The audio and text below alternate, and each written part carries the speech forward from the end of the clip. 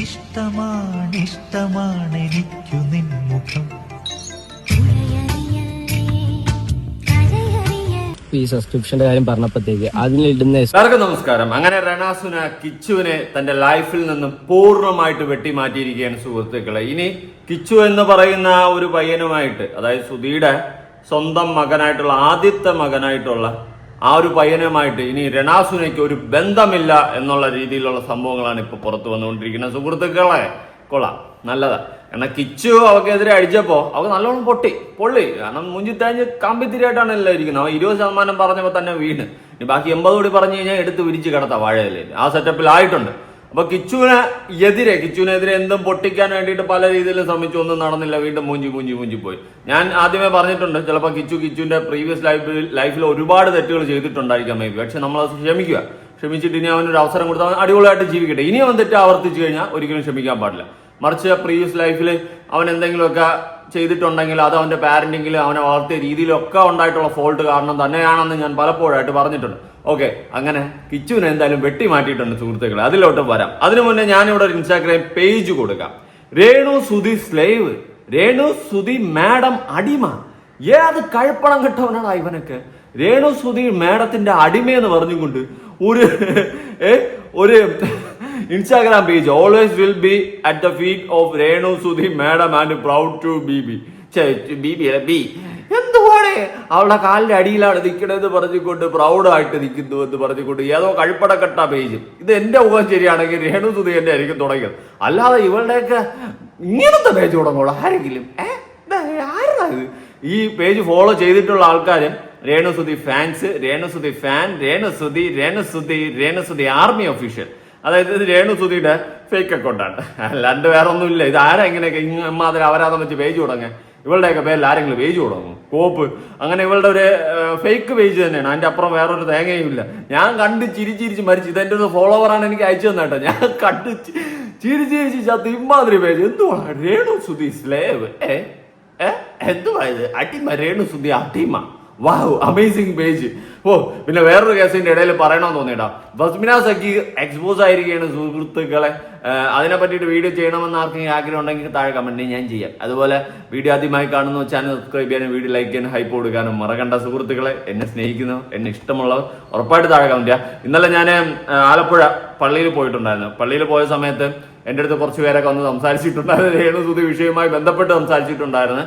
അതില് ഒരു ആന്റി പറഞ്ഞിട്ടുണ്ടായിരുന്നു, ഇവള് നന്ദികേടാണ് കാണിച്ചത്. നന്ദികേടെന്ന് വെച്ച് കഴിഞ്ഞാൽ ഈ ദാനം കിട്ടിയ വീട്, അതും ഒരു ഷീറ്റ് ഇട്ടെങ്കിൽ ഒരു വീട് കിട്ടിയല്ലോ, എന്നിട്ട് ഇവള് ഇത്രയും നന്ദികേട് കാണിച്ചില്ല എന്നൊക്കെ പറഞ്ഞിട്ട് സംസാരിക്കുന്നുണ്ട്. അത് ആൾക്കാർക്ക് അത്രയും വിഷമമുണ്ട്. കാരണം ഇവിടെ ഒരു നേരത്തെ ആഹാരം കഴിക്കാൻ പോലും വകയില്ലാതെ കയറി കിടക്കാൻ ഒരു ഇടമില്ലാതെ കിടക്കുന്ന ഒരുപാട് ആൾക്കാരുണ്ട്. ഒരുപാട് പാവപ്പെട്ട ആൾക്കാരുണ്ട്.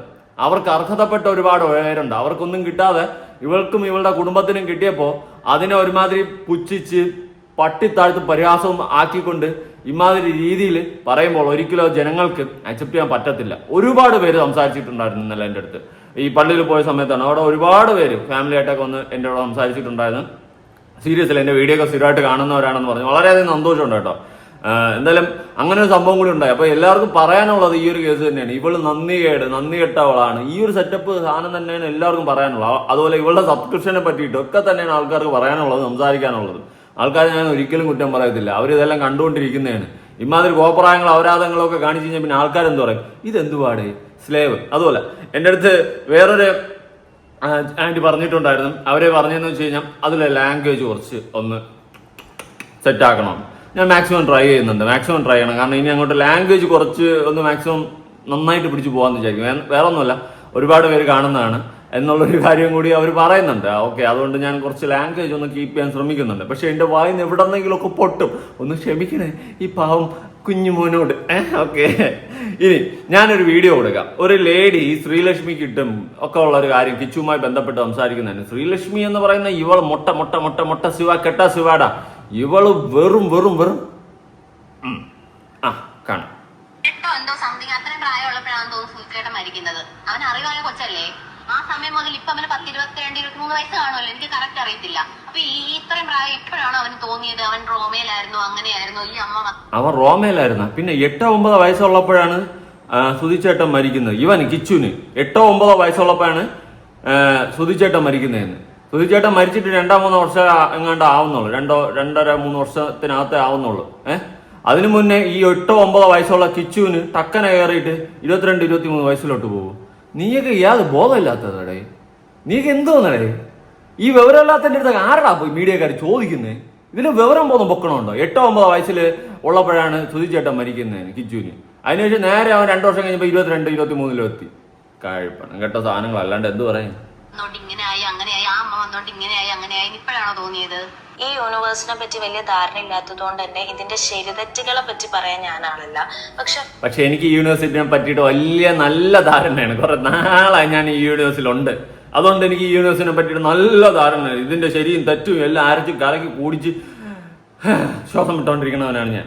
ഒരാള് അയാളുടെ ചൈൽഡ്ഹുഡിലോ ലൈഫിൽ എപ്പോഴെങ്കിലും ഒരു ട്രോമയൊക്കെ അനുഭവിക്കുമ്പം അത് അയാൾ അപ്പൊ തന്നെ പുറത്തു പറയണമായിരുന്നു, അല്ലെങ്കിൽ ഇപ്പോഴാണോ അത് പറയുന്നത് എന്നൊക്കെ ചോദിക്കുന്നത് ഒരു അബ്സർഡ് തിങ്കിങ് ആയിട്ടാണ് എനിക്ക് പേഴ്സണലി തോന്നുന്നത്.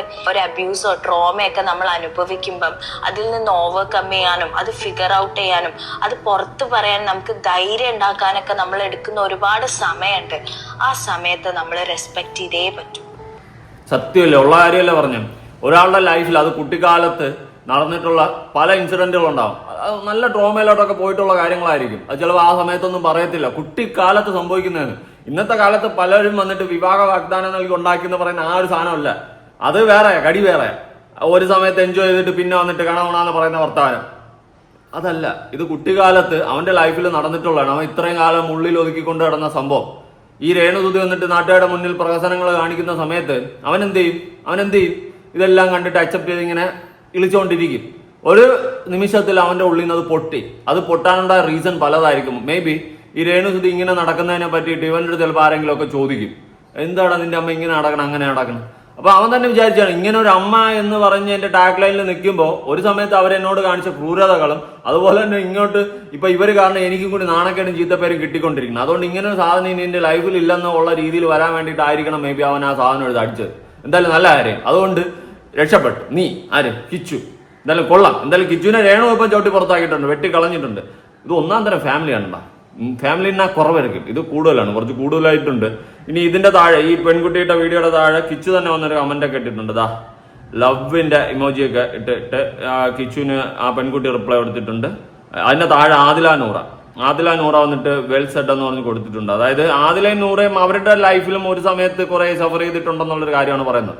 ഞാൻ അതൊരിക്കലും അക്സെപ്റ്റ് ചെയ്തില്ല. കാരണം ഒരു ഫാമിലിക്കും തന്റെ മകൾ വഴി തെറ്റിപ്പോകുന്നതോ അല്ലെങ്കിൽ വേറൊരു പെൺകുട്ടിയെ കല്യാണം കഴിച്ചുകൊണ്ട് വരുന്നത് അക്സെപ്റ്റ് ചെയ്യാൻ പറ്റത്തില്ല. എന്റെ വീട്ടിലാണെങ്കിൽ എനിക്കും പറ്റത്തില്ല കേട്ടോ, ഉള്ള കാര്യം പറയാമല്ലോ. ഞാൻ ഒരു സമയത്തൊക്കെ സപ്പോർട്ട് ചെയ്തിട്ടുണ്ട്. പിന്നെ ഞാൻ ആലോചിച്ചു, എന്തിനാണ് നമ്മൾ ഇങ്ങനെയുള്ള ഓരോരോ കാര്യങ്ങൾ സപ്പോർട്ട് ചെയ്ത് വിട്ടുകൊടുക്കുമ്പോൾ സമൂഹത്തിൽ അത് തെറ്റായ മെസ്സേജാണ് കൊടുക്കുന്നത്. ഞാൻ ഒരു സമയത്ത് ഈ പറയുന്ന പോലെ ലെസ്ബിയനെയൊക്കെ ഗേ ഒക്കെ സപ്പോർട്ട് ചെയ്തിട്ടുണ്ട്, അവരുടെ ഇഷ്ടത്തിന് അവർ ജീവിക്കട്ടെ. പക്ഷെ നാളൊരു സമയത്ത് നമ്മുടെ കുടുംബത്തിൽ വരുമ്പോൾ നമുക്ക് അതിന്റെ വേദന മനസ്സിലാവും. ഇപ്പൊ എനിക്കൊരു മകളുണ്ടെന്ന് വെച്ചാൽ അവള് വന്ന് പറയണ അച്ഛാ നാളെ അവൾക്ക് വേറൊരു പെൺകുട്ടിയെ കല്യാണം കഴിക്കണമെന്ന് പറഞ്ഞ് എനിക്ക് അക്സെപ്റ്റ് ചെയ്യാൻ പാടുണ്ട്. ചിലപ്പോൾ അവരുടെ ഇമോഷൻ അതായിരിക്കും, എന്താവാം വോട്ടവർ. പക്ഷെ എനിക്കത് അക്സെപ്റ്റ് ചെയ്യാൻ കുറച്ച് ബുദ്ധിമുട്ടുണ്ട്. പിന്നെ അതുപോലെ തന്നെ ഇവരൊക്കെ കാരണം ഈ പൊതുസമൂഹത്തിൽ വളരെ റോങ് മെസ്സേജാണ് കൊടുക്കുന്നത്. അതിന്റെ റീസൺ ഇവരെയൊക്കെ കണ്ടിട്ട് ഒരുപാട് പേര് വഴിതെറ്റിപ്പോയിട്ടുണ്ട്. കുട്ടികളടക്കം ഇവരെ പോലെ ആവാൻ ശ്രമിക്കുന്നുണ്ട്. ഇങ്ങനത്തെയൊക്കെ ഒരുപാട് കാര്യങ്ങളുണ്ട്. ഞാൻ അതിനെ പറ്റിയിട്ട് വേണേൽ ഡീറ്റെയിൽ ആയിട്ട് വീഡിയോ ചെയ്യാം. അതിനെ പറ്റിയിട്ട് വീഡിയോ ചെയ്യണമെങ്കിൽ നിങ്ങൾ താഴെ കമന്റ് ചെയ്യും. അപ്പൊ ഇവര് ജീവിക്കുന്നുണ്ടുള്ള അസൂയ കുശുമ്പൊന്നും അല്ല നമുക്ക്. ഇവരെയൊക്കെ കണ്ടിട്ട് അനുകരിച്ചുകൊണ്ട് ഒരുപാട് കുട്ടികൾ, സ്കൂളിൽ പഠിക്കുന്ന കുട്ടികൾക്ക് ഈ എന്താണ് റിലേഷൻ എന്ന് പോലും അറിഞ്ഞുകൂടാത്ത കുട്ടികൾ ഇവരെ പോലെ അനുകരിക്കാൻ ശ്രമിക്കുന്നുണ്ട്. അങ്ങനത്തെ ഒരുപാട് കാര്യങ്ങൾ നടക്കുന്നുണ്ട്. അത് വളരെ റോങ് ആയൊരു മെസ്സേജാണ് നമ്മുടെ സൊസൈറ്റിക്ക് കൊടുക്കുന്നത്. അതുകൊണ്ടാണ് ഞാനത് പറഞ്ഞത്. അപ്പൊ ആദില നൂറ ഇവരെ ഒരുമിച്ച് ജീവിക്കുന്നതിൽ ഇനിയിപ്പോ നമുക്ക് ആർക്കും അങ്ങോട്ട് പോയിട്ട് നിങ്ങൾ ജീവിക്കരുതെന്ന് പറയാൻ പറ്റത്തില്ല. പക്ഷെ ഇവർ ചെയ്യുന്നത് ശരിയാണെന്ന് നമ്മുടെ സൊസൈറ്റിയിലോട്ട് മെസ്സേജ് കൊടുക്കാതിരിക്കുക, മനസ്സിലായോ? അത്രേ ഉള്ളൂ. ജീവിക്കുന്നവർ ജീവിച്ചോട്ടെ, പക്ഷേ ഇവർ ചെയ്യുന്നത് ശരിയാണെന്ന് ഒരിക്കലും നമ്മൾ വാദിക്കാൻ നിൽക്കല്, ഇവർക്കൊന്നും അക്സെപ്റ്റൻസ് കൊടുക്കരുത്. അതേ എനിക്ക് പറയാനുള്ളൂ. ഞാനത് ഒരുപാട് ചിന്തിച്ച് ഞാൻ സംസാരിക്കുന്ന ഒരു പോയിന്റാണ്. ജീവിക്കുന്നവർ ജീവിച്ചോട്ടെ, പക്ഷെ ഇതാണ് ശരിയെന്ന് പറഞ്ഞ് സൊസൈറ്റിയിലോട്ട് സംസാരിക്കാതിരിക്കും. ഓക്കെ, ഇടയിൽ കൂടി പറഞ്ഞു പോയെന്നുള്ളത് ഇതിനെ പറ്റിയിട്ട് ഡീറ്റെയിൽ ആയിട്ട് എനിക്ക് സംസാരിക്കാൻ അറിയാം. ഞാൻ കുറേ കാര്യങ്ങൾ കുറേ വീഡിയോകളൊക്കെ ഞാൻ കണ്ട് മനസ്സിലാക്കി വെച്ചിട്ടുള്ള ഒരു കാര്യമാണ്. അതുകൊണ്ട് ഇതിനെപ്പറ്റി ഡീറ്റെയിൽ ആയിട്ട് സംസാരിക്കണമെന്നുണ്ടെങ്കിൽ ഉറപ്പായിട്ട് താഴെ കമന്റ് ഞാൻ വേറെ വീഡിയോ ചെയ്യാം. ഓക്കെ, അവരെ ആദിലയും നൂറയും വന്നിട്ട് കമന്റ് ചെയ്തിട്ടുണ്ട്. അവരും അവരുടെ കുട്ടിക്കാലത്ത് ട്രോമകൾ അനുഭവിച്ചിട്ടുണ്ട്. അത് ചിലപ്പോൾ മേ ബി അച്ഛൻ്റെ അമ്മയുടെ അടുത്ത് നിന്ന് അടിയുമ്പോഴേക്കും അങ്ങനത്തെ വിഷയങ്ങളൊക്കെ ഉണ്ടായിട്ടുണ്ടായിരിക്കും. ഇവിടെ റിലേഷൻഷിപ്പിന്റെ കേസ് മാത്രമായിരിക്കില്ല, എങ്കിലും ഞാൻ പറഞ്ഞതേ ഉള്ളൂ. ഓക്കെ, ഇനി രേണുവിന്റെ പ്രൊഫൈലിൽ ഒരു ഫോട്ടോ ഉണ്ടായിരുന്നു. അതായത് ഈ ഋതപ്പനും രമ്യയുടെ മകനുമായിട്ടുള്ള ഒരു ഫോട്ടോയാണ്. എന്നിട്ട് അതിന് ടൈറ്റിൽ കൊടുത്തിരുന്ന ഋതുക്കുട്ടനും ചേട്ടനും, അതായത് ഋതുക്കുട്ടനും ചേട്ടനും എന്ന് പറയുമ്പോൾ ഋതപ്പന്റെ ചേട്ടനും. ഇപ്പൊ ഋതപ്പന് ചേട്ടൻ കിച്ചു അല്ല, രമ്യയുടെ മകനാണ് എന്നുള്ള രീതിയിലാണ്. ഓക്കെ, അത് നല്ലത് തന്നെ, ഇല്ലെന്നൊന്നും പറയുന്നില്ല. പക്ഷെ കിച്ചുവിനെ പൂർണ്ണമായിട്ട് അങ്ങ് വെട്ടി മാറ്റിയിരിക്കുകയാണ്. വെട്ടി മാറ്റിയതിൽ ഞാൻ തെറ്റൊന്നും പറയത്തില്ല, വേറെ ഒന്നും കൊണ്ടല്ല. രേണുവിന് അമ്മാതിരി തിരിച്ചടിയാണ് കിച്ചു കൊടുത്തിട്ടുള്ളത്. അതുകൊണ്ട് ഇനി അവനുമായിട്ടൊരു ബന്ധം വേണ്ട എന്ന് രേണു തീരുമാനിച്ചത് തെറ്റായിട്ട് എനിക്ക് തോന്നുന്നില്ല. പക്ഷെ നിന്റെ മനസ്സ് കിച്ചു എന്റെ മോൻ എന്ന് പറഞ്ഞ് വിളിച്ചോണ്ട് നടന്നില്ലേ, ഇപ്പൊ നിന്റെ മനസ്സ് അത് കലക്കി, ഒന്നും പറയാനില്ല. ഇത് രേണുവിന്റെ മറ്റേ ഷിഫ്റ്റ് കാറാണ് കേട്ടോ, അതിന്റെ ഫ്രണ്ടിൽ തന്നെ കയറി നിൽക്കുന്നുണ്ട്. എന്നിട്ട് ഋതുക്കുട്ടനും ചേട്ടനും, അത് കിച്ചു കാണാൻ വേണ്ടിയിട്ട്, നാട്ടുകാരെ കാണാൻ വേണ്ടിയിട്ട് തന്നെയാണ് ഈ പോസ്റ്റ് ഇട്ടിട്ടുള്ളത്. നല്ലപോലെ വേണം ഋതുക്കുട്ടനും ചേട്ടനും കൊടുക്കാതെ ആ ഒരു ഇമോജി മാത്രം കൊടുക്കാമായിരുന്നല്ലോ, ആരും ഇങ്ങനെ പറയത്തില്ലല്ലോ. ഇതിപ്പോ ഋതുക്കുട്ടനും ചേട്ടനും എന്ന് പറഞ്ഞും കൊണ്ട് വരുത്തി അടിച്ച് തീർത്ത്, അതായത് ഇനി കിച്ചുമായിട്ടൊരു ബന്ധമില്ല എന്നുള്ള സാധനമാണ് അടിക്കുന്നത്. എന്തായാലും കിച്ചുവും ഋതപ്പനും തമ്മിൽ ഇനി കാണുമോ സംസാരിക്കുമോ ഒന്നും അറിയത്തില്ല, കാരണം ഡൗട്ടാണ്. ഇപ്പൊ കിച്ചുവിന്റെ ഋതപ്പന്റെ ചെറുപ്രായമാണ്. ഇവൻ കുറച്ചുകൂടി വളരുമ്പോൾ ഈ രേണുവും ഫാമിലിയൊക്കെ തന്നെ ഇവന്റെ ഉള്ളിലും വിഷം കയറ്റി വെച്ച് ചിലപ്പോൾ കിച്ചുവിനായിട്ട് തെറ്റിപ്പിക്കാനും തിരിച്ചുവിടാനുള്ള എല്ലാ പോസിബിലിറ്റിയും ഉണ്ട്. അത് നമ്മൾ അങ്ങനെ മനസ്സിലാക്കാം. അത് എന്തുകൊണ്ടാണെന്ന് ചോദിച്ചാൽ കുറച്ചുകൂടി കഴിയുമ്പോൾ ഋതപ്പന് ഈ കിച്ചുവിന്റെ ഈ വീഡിയോ എടുത്ത് കൊടുത്താൽ മതി, അവന്റെ അമ്മയെ കുറിച്ച് കുറ്റം പറയുന്ന സാധനം അങ്ങനെയൊക്കെ വഴിതിരിച്ചു വിടാനുള്ള ഒരു ചാൻസ് ഉണ്ട്.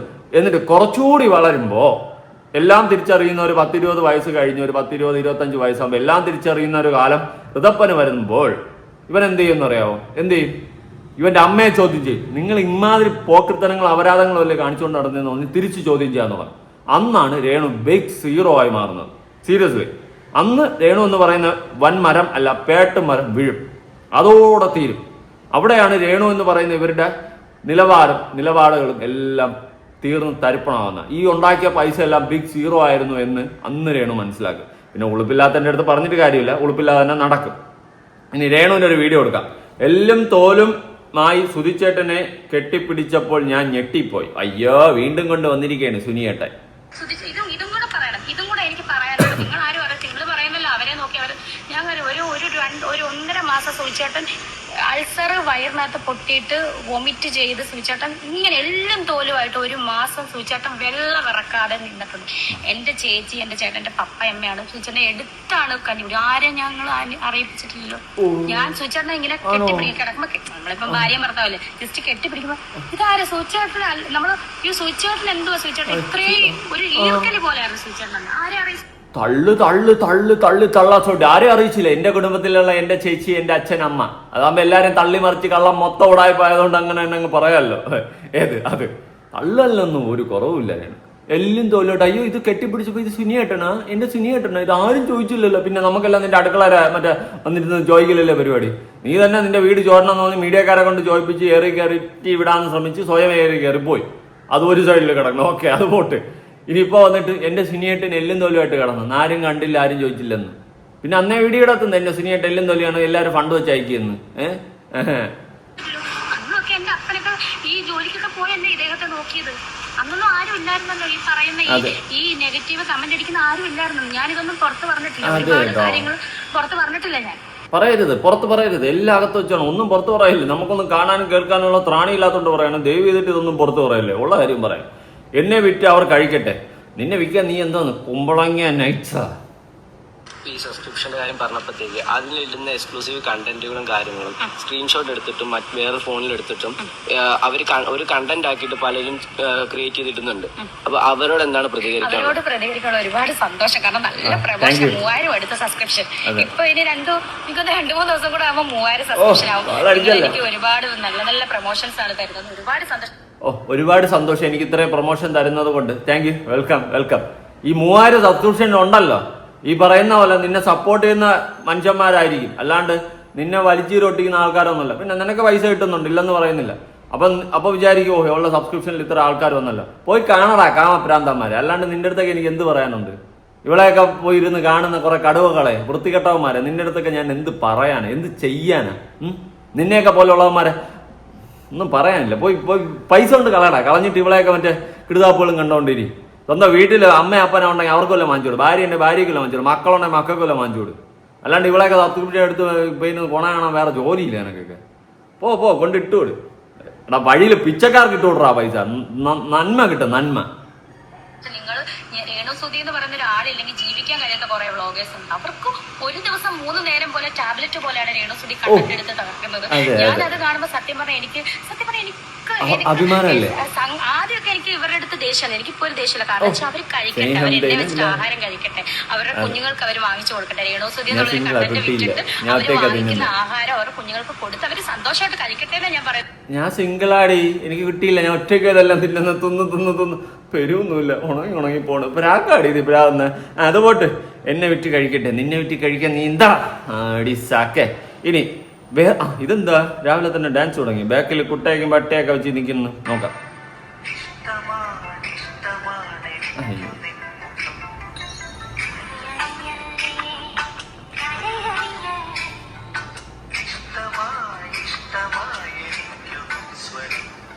ആ നാണം കണ്ട, നാണം തേനല്ല, മോഹം തേനല്ല, കണ്ണീരും കൈലേസുമല്ല. ഓഹോഹോ ഹേ ഹേ ഹേ. ബെഡല്ല ബെഡല്ല ബെഡ്. ഇതെന്താ എന്ത് നാണം അടിസാക്കെ.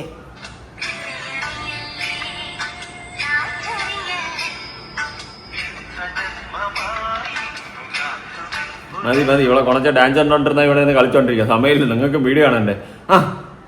ഓരോന്ന് ഇട്ടുകൊടുത്ത് വാങ്ങിക്കൂട്ടുക. ഞാൻ ഇതിനെന്ത് പറയാനാ എന്ന് പറഞ്ഞും കൊണ്ട് നമ്മുടെ പൂക്കാരി പെണ്ണെത്തിയിട്ടുണ്ട്. തലയിൽ പൂവൊക്കെ വെച്ച് വന്ന് ഇരിക്കുകയാണ്. കൊച്ചു കല്ലി സജിനെ ഞാൻ വന്ന് ഇരിക്കുകയാണ്. കൊച്ചു കുറുമ്പി ബാ പറ. നിനക്ക് സൗണ്ട് ഇല്ല എടി മൂഞ്ചിയ അല്ല. ഇവളെ വീഡിയോക്ക് സൗണ്ട് ഇല്ല. മൂഞ്ചിരിക്കുകയാണ് സുഹൃത്തുക്കളെ.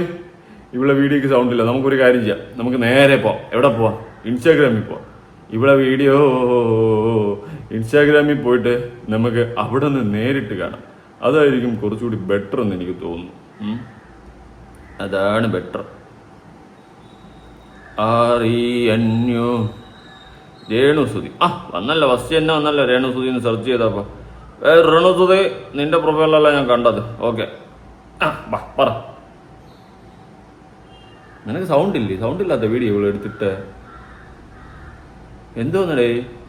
ഫുൾ വീഡിയോ കാണാം, നിങ്ങളുടെ അഭിപ്രായം പറയുക. വീഡിയോ ഇഷ്ടമായാൽ ലൈക്ക് കമന്റ് ഷെയർ ചെയ്യുക. പിന്നെ ഭയങ്കര ഇഷ്ടപ്പെട്ട് സൗണ്ട് ഇല്ലാത്ത വീഡിയോ എടുത്തിട്ടിട്ട് ലൈക്കും കമന്റും ചെയ്യാൻ പറഞ്ഞ വന്നല്ലോ. ബാ, എന്തോ കാര്യമായിട്ട് പറയുന്നുണ്ട്. ബാ ബാ ബാ.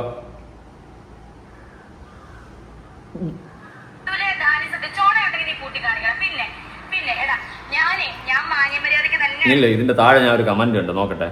ഭാഗ്യം സൗണ്ട് ഇല്ലാത്തത്. ഈ കൊണ കേൾക്കാൻ അവളുടെ ചാനലിൽ പോകണം, അതാണ് മ്യൂട്ട് ആക്കിയത്. അതെ, ആദ്യം തുടക്കത്തിൽ സൗണ്ട് ഇല്ല, അതുകൊണ്ട് രക്ഷപ്പെട്ട്. ഹായ് ഹലോ സുഹൃത്തുക്കളെ നമസ്കാരം. ഇവളുടെ കൊണ കേൾക്കട്ടെ. നമസ്കാരം, രേണുസുധിയാണ്. ഓക്കെ. ആദ്യമായിട്ട് ഞാൻ ചോദിക്കട്ടെ, വേട്ടാളെ നിന്നെ വിളിക്കുന്നു. ഈ സോഷ്യൽ മീഡിയയിൽ ആദ്യമായിട്ട് സബ്സ്ക്രിപ്ഷൻ തുടങ്ങിയ ആദ്യത്തെ ഒരു പെണ്ണ് അല്ലല്ലോ നീ. പിന്നെ എന്തുവാടാ നീയും നിന്റെ കൂട്ടുകാരൻ അതിലും ഈ കിടന്ന് കൊണന്ന് പറഞ്ഞ് സംസാരിക്കുന്നത്? നാളെ കൊണ്ടോടാ ഇല്ല. ഈ സോഷ്യൽ മീഡിയ ആദ്യത്തെ സബ്സ്ക്രിപ്ഷൻ തുടങ്ങിയ വ്യക്തി ഇത് മുന്നേ തുടങ്ങിയ കൂട്ടിക്കാൻ നടക്കും. നിനക്കുള്ള മറുപടി തന്നു നീ വയ്യ പറഞ്ഞു പോലെ മറ്റുള്ള പറയട്ടെ. അത് ഞാൻ തുടങ്ങിയപ്പോഴാണല്ലോ നീയൊക്കെ ഇത്ര വലിയ സംഭവം ആക്കിയേക്കുന്നത്. നീ പറ. പോലീസ് സ്റ്റേഷന്റെ ഓർമ്മിപ്പിക്കല്ലേ? തീർന്നില്ലേ? പറഞ്ഞിട്ടുണ്ട്. അത് തന്നെയാണ് രേണുസുധി പറയുന്നത്. ഇത് ആ വീഡിയോയുടെ കൂടെ ഞാൻ കണക്ട് ചെയ്യേണ്ടതായിരുന്നു, പക്ഷെ വിട്ടു. നീ വിടും. ഞാൻ അങ്ങ് പറഞ്ഞ ഫ്ലോയില് പറഞ്ഞു പിന്നെ തള്ളു ഞാനങ്ങ് മറന്നുപോയി. കറക്റ്റ് ആയിട്ടുള്ള കാര്യങ്ങളാണ് രേണുസുധി പറയുന്നത്. അവള് സബ്സ്ക്രിപ്ഷൻ ചെയ്ത് അതിനകത്ത് കയറി എത്തി നോക്കേണ്ട കാര്യം ഇവരൊക്കെ എന്ത് അത് പിന്നെ അത്രയും ഗതികെട്ടവനല്ലേ ഞാൻ. നിന്റെയൊക്കെ കണ സബ്സ്ക്രിപ്ഷൻ നീയും തുടങ്ങും സജിനെ. ഒരു സബ്സ്ക്രിപ്ഷൻ ഇരിക്കട്ടെ, ഒരു വഴിക്ക് പോണല്ലേ. രേണു നീയും കൂടി അഭിനയിക്കും. മറ്റുള്ളവളെയും വിളിച്ചോ. ശ്രീതു വന്ന് പുറത്തിരേണ്ട ആവശ്യം ഇവനെന്ത്? എന്നിട്ട് പറയുന്നത് അയ്യോ ആ കൊച്ചു വളരുമ്പോൾ എന്ത് ചെയ്യും അയ്യോ എന്ന് അവൻ. നീ എന്തിനാണ് ഇങ്ങനെ ഇരുന്ന് കുഴക്കുന്ന മല്ലയ്യോ? തന്നെ ചോദിക്കുന്നു. സത്യം പറഞ്ഞ ഇങ്ങനെ മ്യൂട്ടായി. നന്നായി. നിന്റെ കൊണ കേൾക്കാതിരിക്കുന്നതായിരിക്കും ബെറ്റർ. ഇത് കേൾക്കാൻ വേണ്ടിട്ട് ഇനി അവിടെ കെട്ടിയെടുത്തോട്ട് പോണം. പോല് ആരും പോരില്ല.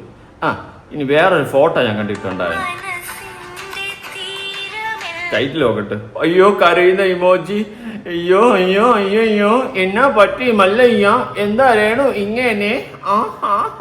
എന്തിനാണ് എന്താ കുറെ RJ ലച്ചുവാ അതേ അവള്. ഓ മറ്റവള് രേണുവിനെ കാണാൻ എത്തിയപ്പോൾ. ഡയറക്ടർ നിങ്ങൾക്ക് അയ്യാ ലച്ചായി അതിപ്പോ രണ്ടാമത്തെ കള്ളുപെണ്ണും കള്ളുപ്പോ കമ്മും കുട്ടിയും കട്ടിപ്പണ്ട് പടിയടിയിട്ട്. എന്താണ് അതിന്റെ സത്യാവസ്ഥ? പോലീസ് സ്റ്റേഷനിൽ പോയ വ്യക്തിയാണ് അതെ. യഥാർത്ഥത്തിൽ അതെന്താണ് സംഭവം? അതിനകത്ത് പല കണ്ടിപ്പെണ്ണും കണ്ടുമുണ്ടി ഒരു ബെഡ്റൂം സീനിന്റെ ഒരു സാധനം അതൊരു വിവാദമായിട്ടുണ്ടായിരുന്നു പല രീതിയിൽ. താങ്കൾക്ക് പോലും മോശമാകുന്ന രീതി വന്നിട്ടുണ്ട്. അതിനുശേഷം കള്ള് ലേബിൾ കൊടുത്തില്ല എന്ന് പറഞ്ഞിട്ട് അതിൽ കേസ് കൊടുക്കുകയും ഡയറക്ടർ തലയാട്ടിക്കൊണ്ടിരിക്കുന്നു. അതിലെന്താണ് സംഭവം? അതിന്റെ അപ്ഡേഷൻ എന്താണ്? കേസ് കേസില്ല, അത് അവരുടെ ബ്ലോഗേഴ്സിന്റെ റീച്ചിന് വേണ്ടി അവരിട്ടാണ്. അതെ കേസില്ലെന്ന് കേസ് വരുത്തട്ടെ ലച്ചു. എപ്പിടി അണ്ണാന്ന് കളത്തി ഇറങ്ങട്ടെ. ഞാൻ വേണ്ട തീട്ട കേസുകളെന്ന് പറഞ്ഞുകൊണ്ട് വിട്ടോണ്ട് നടക്കുന്നത്. അണ്ണാന്ന് കളത്തി ഇറങ്ങട്ടെ, കേസാക്കി തട്ടാ. എപ്പിടി അപ്പിടി ലച്ചു പറ്റുവാണെങ്കിൽ ഒന്ന് കമന്റ്, അല്ലെങ്കിൽ പേഴ്സണൽ യൂണിവേഴ്സിറ്റി വേസലിൽ വേണ്ട ഒരു കമന്റ് പിൻ ചെയ്ത് വെക്കാം. എങ്ങനെ കേസാക്കട്ടെ? നീ ഫൈൻ അടയ്ക്കണ കാണണോ നിനക്ക്? കാണണോ? എക്സൈസുകാർ നിന്നെ പൊക്കണ കാണണോ? ഫൈൻ അടയ്ക്കണ നിനക്ക് കാണണോ? അപ്പൊ പോട്ടെ വിട്ട് ഞാൻ ഇത് വിട്ട് പോട്ടെ. തീട്ട കേസുകൾ നമ്മളെ ചുമ്മാ നാർന്നു എന്നല്ലാണ്ട് ഇതിൽ പ്രത്യേകിച്ച് ബെനിഫിറ്റ് ഒന്നുമില്ല. എന്തായാലും നിങ്ങളുടെ അഭിപ്രായങ്ങളും കാര്യങ്ങളൊന്ന് കമന്റ് ചെയ്യും. കിച്ചുവിനെ വെട്ടി മാറ്റിയിരിക്കുകയാണ് സുഹൃത്തുക്കളെ. അങ്ങ് വെട്ടിമാറ്റി അങ്ങ് വാനക്കോണില് മിന്നി നിന്നൊരമ്പിളി അമ്പിളിക്കിങ്ങനെ ബാക്കി എന്താ മറന്നു. പോട്ടെ. എന്തായാലും നീ നടന്ന പാതയിൽ അതില് വന്നു പോയല്ലോ എതിരെ നിന്ന രേണുവും ഞാനും ആരുമല്ല.